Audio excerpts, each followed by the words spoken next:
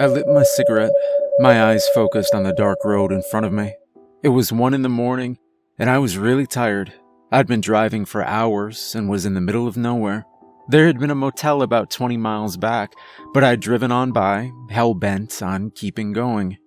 My stomach growled menacingly. I glanced in my rear view, trying to recall how long it had been since I'd eaten last. Dinner last night? I decided to pull in at the next fast food place that I saw. A break would do me good, and if I still felt this tired by the time that I'd eaten, then perhaps a quick nap in the car before continuing on wouldn't be such a bad call either.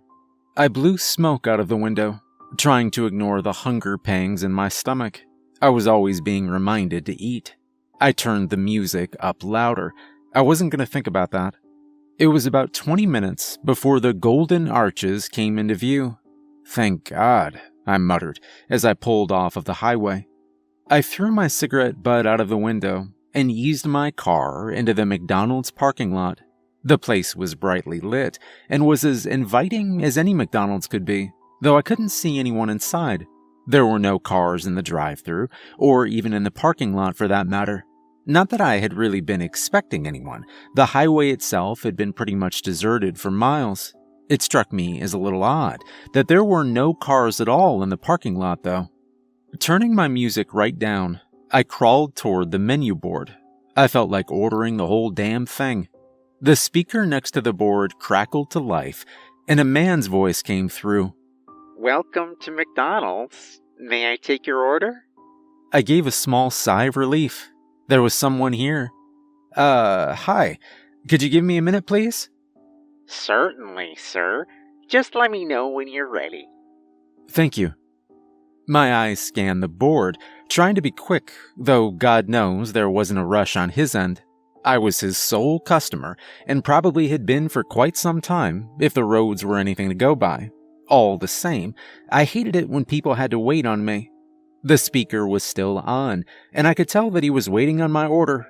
I hurriedly decided between a couple of options, and then spoke out toward the speaker rapidly. All right, I'll take a double quarter-pounder combo and... a quarter-pounder deluxe combo, actually.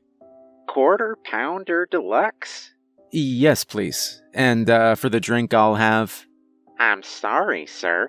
Could you hold on for just a moment, please? Yeah, sure. Thank you. I'll be right with you shortly. No problem. The speaker shut off, and I gazed up at the board, double-checking my decision. Once I was absolutely sure of what I wanted, I finally looked away and gazed ahead at the empty drive-thru. I rolled my head a little, trying to relieve some of the tension in my neck.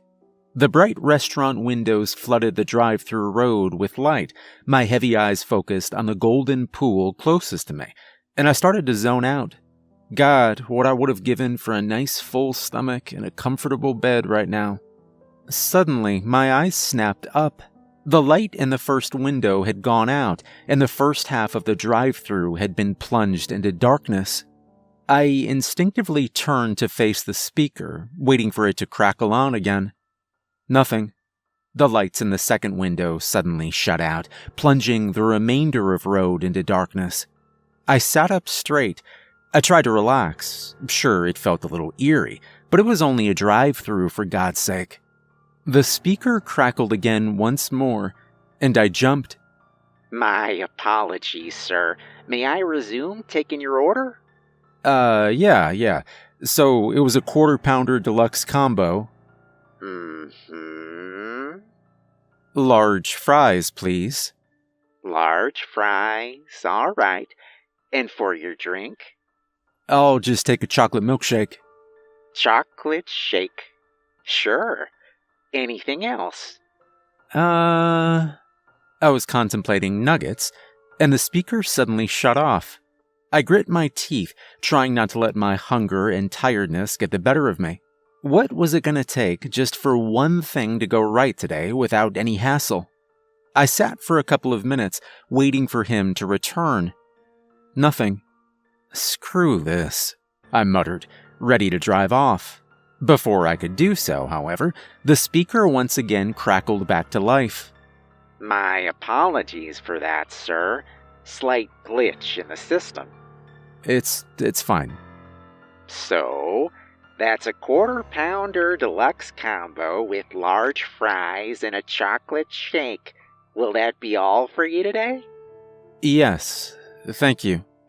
All right. If you could just make your way to the first window, please. Sure. The speaker cut out, and I crawled forward into the dark. I was vexed. I just wanted to get the hell out of there. Everything was a damn roadblock today. I rolled up to the first window and looked in. The place was in darkness. A man's form appeared, and he slid the window open. I couldn't really see him that well, but I could tell from his voice that he was the same man that had taken my order. I felt instantly on edge as he greeted me in the dark and took my card. Was this some kind of joke? He handed it back. Thank you, sir. Window number 2. Thanks. Before I could drive forward, the lights in window 2 suddenly flooded back on. Card between my teeth, I eased forward gently toward the window and came to a halt. My blood froze. The same man stood there, clutching my bag of food. On any other occasion, this would have been a complete normality, except that he was absolutely covered in blood. His face, his hands, his clothing, even his hair and lips. My eyes fell to the bag that he held. The entire bottom was soaked. I felt sick. Here you go, sir. He smiled, holding the bag out to me. Enjoy your meal. Shock and terror had risen up like bile from my stomach. My face was on fire.